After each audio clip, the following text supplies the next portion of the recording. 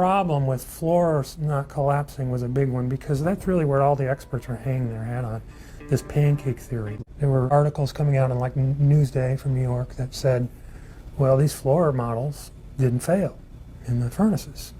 You know, they all passed the test for 2 hours.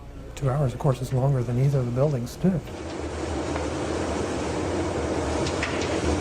That was a red flag for me, right? And then I was even more interested in reading this report.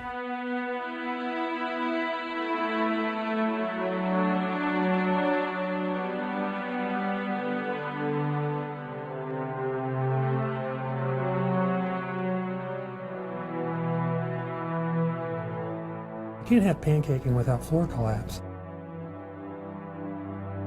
In October 2004, when the Popular Science magazine article came out that NIST scientists jumped on board and supported, they were still talking about pancaking, right?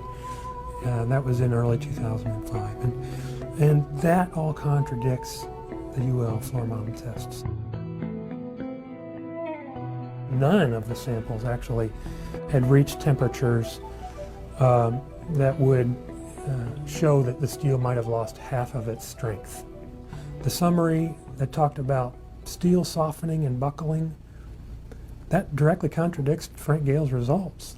The temperatures that were seen by the steel samples were not high enough to soften or melt any kind of steel, even unfireproof steel. So those were the kind of questions that I was asking Frank Gale about, trying to get answers on. I really felt, honestly, that he was going to give me a response. I thought he was going to say, wow, you're right, you know, or well, this is why they're still talking about this. He never responded to me.